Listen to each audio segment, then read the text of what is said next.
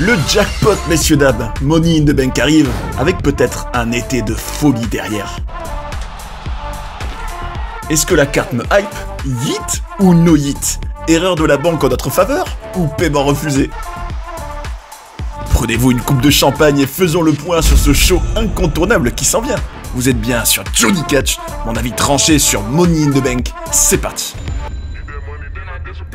My money, money in the bank, mes amis, ça y est, ça s'en vient, et je dois vous dire, j'ai beaucoup de choses à exprimer sur cette carte et sur ce show de manière globale. Alors déjà, avant toute chose, permettez-moi de vous dire que moi, Money in the Bank, j'adore, en principe, c'est vrai, je trouve que c'est un des shows les plus excitants de l'année, avec le Royal Rumble. Pourquoi? Parce qu'il conditionne forcément qui pourrait être un des futurs champions dans l'année à venir, c'est important. Et ne serait-ce que le concept de décrocher une mallette qui offre cette opportunité, je trouve ça génial. Donc, de base, j'ai rien du tout contre ce PLE, bien au contraire. Alors, c'est vrai que les dernières éditions, c'était pas fameux. 2024, par exemple, tu me demandes qu'est-ce qui t'a marqué dans l'édition de 2024, je te dirais rien.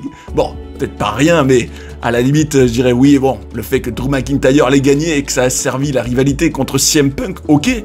Mais le problème, c'est que c'était allé très vite. On n'avait pas pu vraiment bien en profiter, je trouve. Et puis je pourrais aussi dire, oui, l'année dernière, il y avait ce match par équipe, encore une fois, avec Cody et ses potes contre la Bloodline de Solo Sikoa, bien sûr, hein, ce qui avait justifié en quelque sorte SummerSlam. Bon, pas fameux, hein. Et bon, en 2023, quand même, il y avait Damien Priest qui l'avait gagné, et ça avait mené au cash-in à WrestleMania, donc au moins, il y avait eu le temps de construire autour de cette mallette, de nous teaser plusieurs fois, bon, parfois de manière assez lourde, c'est vrai. Bon, le fait est que on arrive donc pour ce 7 juin 2025 à Money in the Bank, et je précise que c'est au Intuit Dome à Los Angeles. Tiens, une ville, ou plutôt une salle qui n'est pas très loin de Hollywood. Tiens, The Rock, tu serais pas dispo? Bref, vous aurez compris. D'ailleurs, ceux qui avaient vu, vous savez, le fantasy booking que j'avais fait pour tout le reste de 2025, 2026, 2027, vous savez que moi, mon scénario de rêve, ce serait un final boss qui, on va dire dans la surprise générale, évidemment, sans qu'on sache même que ce soit lui, forcément, hein. Ça peut être dans le noir et la mallette qui disparaît, que ce soit lui, en gros, qui gagne cette mallette. Bon, après, est-ce qu'il en a besoin? Pas vraiment. C'est juste que, sinon, j'ai du mal à imaginer beaucoup de choses très excitantes, et ça nous permet de rentrer dans le vif du sujet. Alors, déjà, premier point, le match masculin pour gagner la mallette Money in the Bank. Donc, juste après l'Euro du 2 juin 2025, qui en sont les participants? Une carte, ou plutôt, donc en l'occurrence, un casting, qui m'étonne quand même grandement, parce que, tenez-vous bien, écoutez-moi ça. Solo Sikoa, LA Knight, Penta, Seth Rollins, Andrade, El Grande Americano. Bon, je dois vous avouer, moi, mon premier sentiment qui me vient, c'est qu'est-ce que c'est que ce casting de... Bon, vous l'avez compris ce que je voulais dire. Qu'est-ce que c'est que ce programme, enfin, comment vous arrivez à faire un casting aussi faiblard quand vous avez pourtant la possibilité d'avoir CM Punk dedans, d'avoir Cody Rhodes dedans? Bon, Roman Reigns, il est pas là en ce moment, il est peut-être en vacances ou en train de faire Street Fighter, je sais pas quoi, là, Hollywood. Bon, après, c'est vrai que quand je vois l'état de la compagnie en ce moment, je comprends que Roman Reigns n'ait pas trop envie de s'impliquer, mais pas non plus de Braun Breaker. Bon, déjà en soi, je me dis, c'est clairement pas la carte avec le plus de star power possible là pour ce match Money in the Bank masculin. T'avais la possibilité de mettre quand même des gros noms et tu le fais pas, et tu mets plutôt... Bah, je trouve quand même quelques profils qui se ressemblent un peu trop. Je trouve par exemple mettre Penta et Andrade et El Grande Americano dans le même match, c'est pas très intelligent.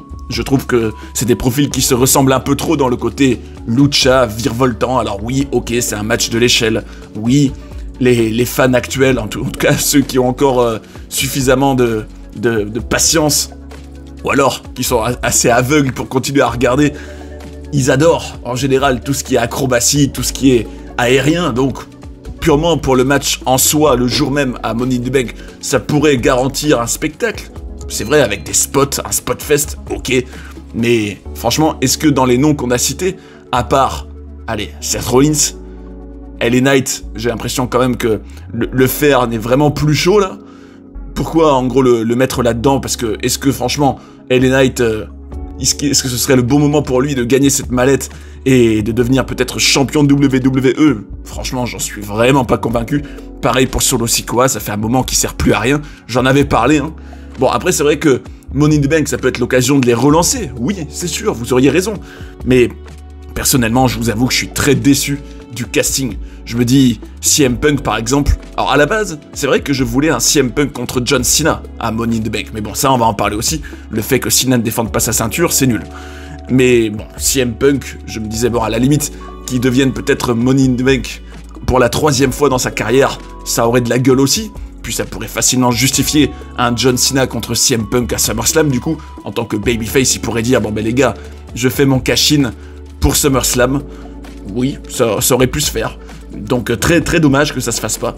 Après, ce que je comprends pas non plus, c'est... Alors ça c'est encore un autre coup de gueule que j'ai. Alors à la limite, que le casting ne soit pas le plus éclatant possible, avec le plus de star power possible, ça, on est habitué avec la WWE. Le star power et, on va dire, le côté clinquant des matchs, c'est clairement plus leur priorité. Ça, on l'a bien compris.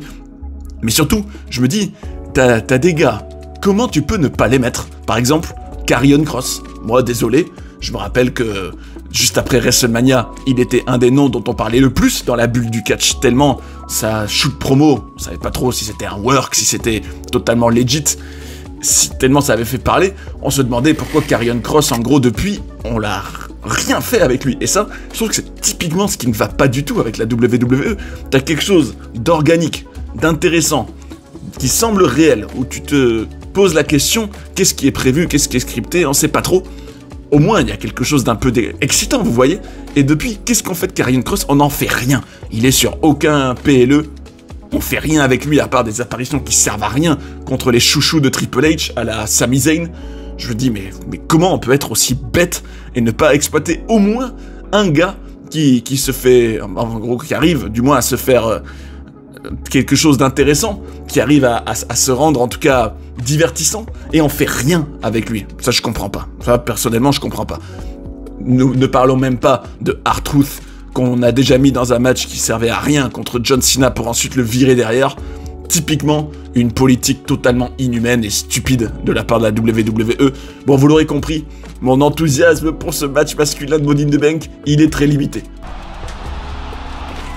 Bon, déjà, avec un casting pareil, difficile d'être très hypé, pour moi en tout cas, pour ce Money in the Bank masculin. Mais bon, allez, si je devais dire un scénario qui pourrait quand même être intéressant, je dirais, bon, Seth Rollins, ok, pourquoi pas, pour la 2e fois, pour éventuellement faire un cash-in sur Jey Uso, peut-être bientôt, pour avoir ce fameux Seth Rollins contre Jey Uso, ce qui serait pour moi une affiche pas mal. Pourquoi pas aussi LA Knight, allez, comme ça, il a son moment, alors que pour moi, il aurait dû l'avoir en 2023, ce moment, hein. Bref.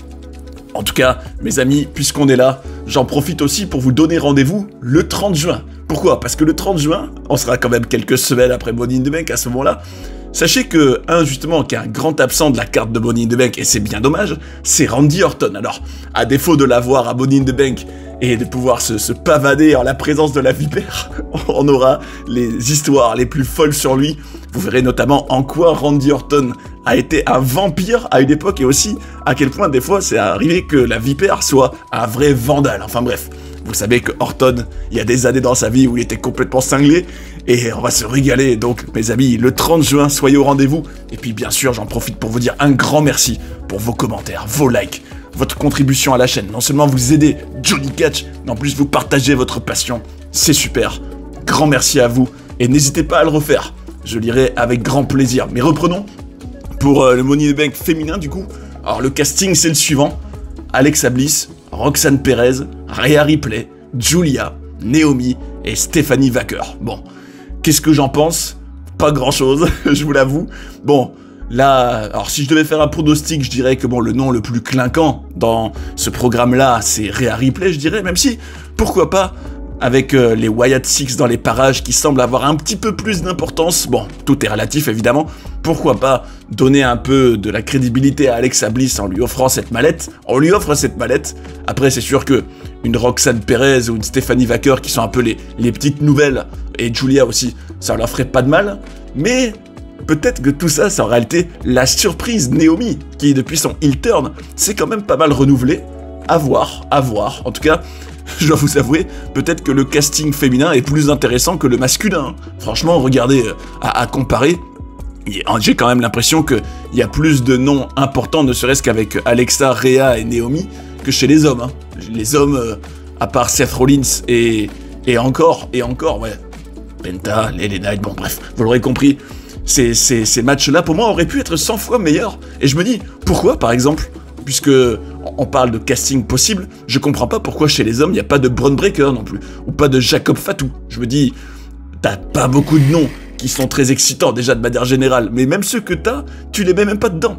Je comprends pas. Enfin bref, continuons. Sachez aussi que vous n'êtes probablement pas sans savoir qu'il y a un match par équipe. Quels enjeux? Il n'y en a pas. C'est John Cena et Logan Paul contre Cody Rhodes et Jey Uso.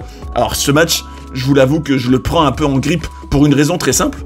Je me dis, en mettant le champion poids lourd et le champion WWE dans un match par équipe, déjà, les deux ceintures ne sont pas défendues. Donc, tu nous enlèves, là je m'adresse aux trips, je me dis, tu nous enlèves 2 matchs potentiellement excitants, juste pour mettre un match tag team qui sert à rien. Pourquoi tu fais ça? Pourquoi t'es si limité créativement?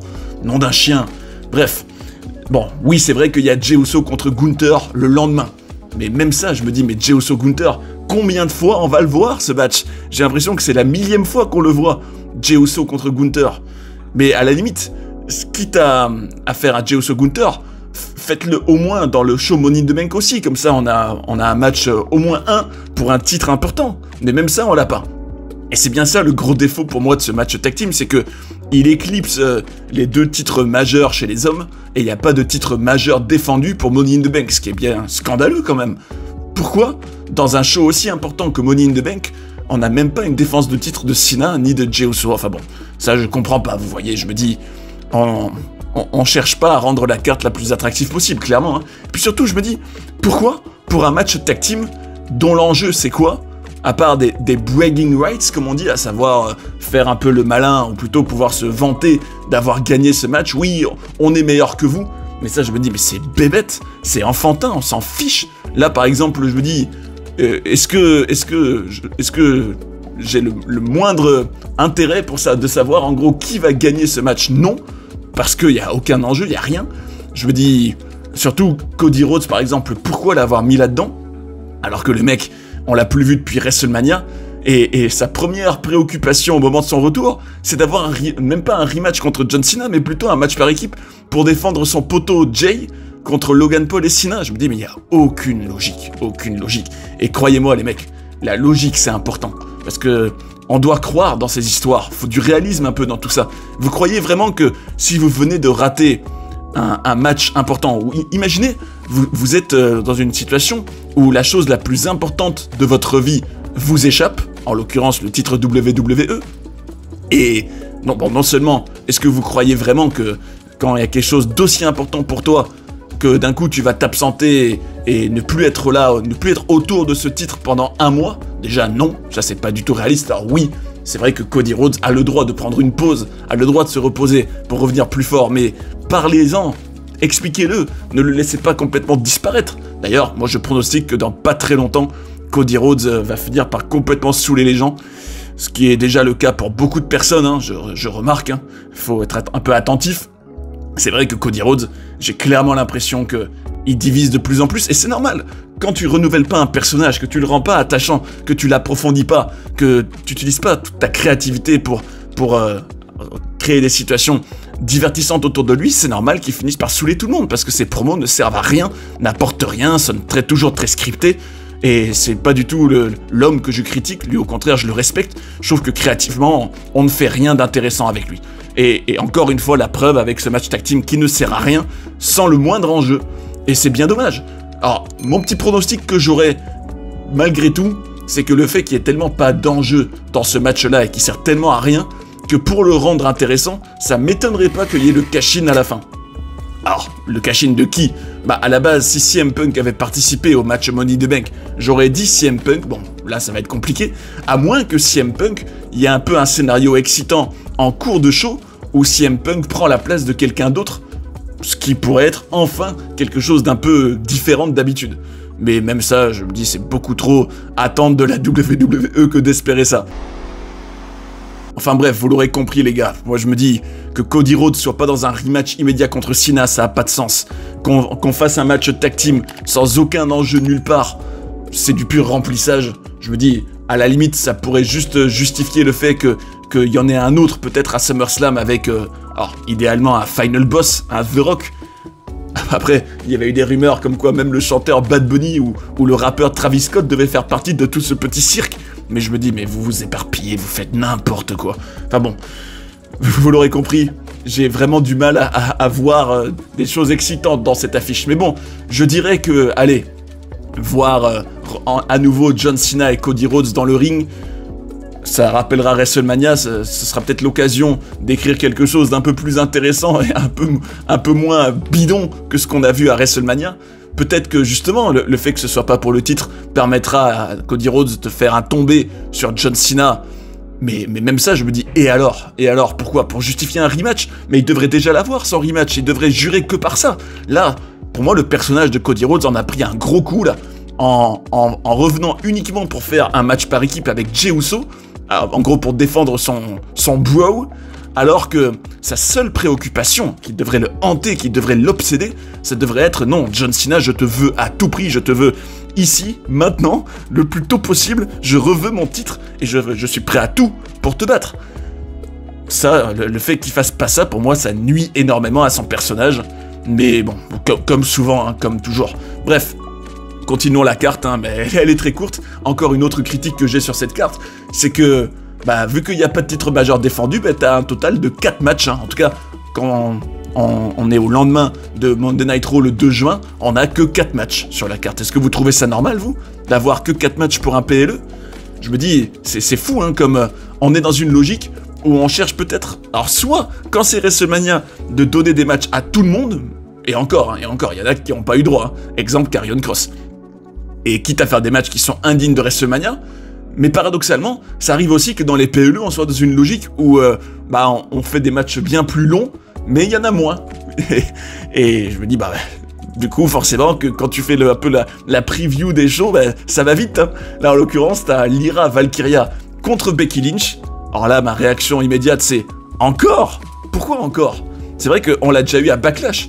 Je me dis, bon, ok, on le refait, moi, j'ai rien contre les rematchs, à condition qu'ils racontent une histoire et qu'il y ait toute une storyline, mais là, est-ce que franchement, vous voyez la moindre storyline ou quelque chose de vraiment nouveau, de quelque chose de vraiment captivant, aussi bien à travers leurs promos, l'éloquence de chacune? Franchement, non. Moi, je me dis, à part quelques punchlines qui sonnaient très scriptées et qui étaient très mal exécutées par les deux femmes dans leurs promos, je me dis, franchement, je vois rien d'intéressant autour de cette rivalité. Et à la limite, je me dis, bon, une manière de rendre ça un peu différent de Backlash, ça aurait été de mettre une stipulation, mais même ça, y a pas. En tout cas, au lendemain de Monday Night Raw, y a pas. Donc, les gars, vous l'aurez compris, cette carte, elle est très pauvrette, vraiment très pauvrette. Elle aurait pu être bien meilleure, hein. Moi, mon casting idéal, je vous le dis, rien que pour le Money in the Bank masculin, ça aurait été enlevé, par exemple, j'aurais enlevé Andrade, j'aurais mis CM Punk, j'aurais enlevé Grande Americano, j'aurais mis Cody Rhodes, j'aurais probablement enlevé Solo Sikoa et mis plutôt Jacob Fatu. Même si, bon, le fait qu'il y ait Solo, ça crée quand même un lien avec la Bloodline, avec potentiellement le Final Boss, donc ça va, je le laisse. Mais LA Knight, bon, LA Knight, j'ai rien contre lui, hein, je l'aime bien, c'est juste que là, est-ce que sa situation m'intéresse plus que celle, par exemple, d'un Jacob Fatu ou d'un Bron Breakker ou d'un Karrion Kross? Non, pas vraiment. D'ailleurs, vous imaginez un scénario de dingue, encore un truc créatif qui n'arrivera jamais, hein, je vous rassure. Si je suis Karrion Kross, par exemple, son personnage, là, il devrait être en colère de ouf, il devrait se dire « Non mais je comprends pas, j'arrive à faire parler de moi tout seul, et pourtant, on me met nulle part, dans aucun match, j'ai rien d'intéressant. Si je suis lui, là, ce qui serait vraiment le seul truc logique pour lui, là, ce serait, pendant le show, d'attaquer violemment, je sais pas moi, un LA Knight par exemple, ou un Andrade, qui lui, je me dis, mais qu'est-ce qu'il fout dans cette affiche, il sert à rien ce type. Enfin bon, ça, d'ailleurs, j'en profite pour vous dire, on voit très bien un peu les chouchous de Triple H, hein, à travers tout ça. Genre Karrion Kross, c'est clairement pas un chouchou de Triple H. Tout comme, j'ai l'impression que R-Truth ne l'était pas non plus, a priori. Bref, et par contre, Seth Rollins, lui, Seth Rollins, oui. Mais bon, bref, Karrion Kross, vous êtes pas d'accord, sérieux, que, normalement, il devrait vouloir attaquer violemment un des participants et prendre la place, logiquement. Et ça, pour le coup, si ça arrivait, ça aurait de la gueule. Un Karrion Kross qui prend les choses en main, qui vole sa place dans cette affiche. Alors, il pourrait même arriver pendant le match et s'incruster et voler la mallette, et la prendre en otage, et dire, bon ben maintenant, vous allez me donner un match important parce que vous faites rien avec moi, il y en a marre, allez. Et bon, ça n'arrivera probablement pas, mais là, on aurait un Summer of Cross avec un Karrion in the bank qui aurait la mallette du coup rien que pour lui, et qui menacerait de pas la rendre.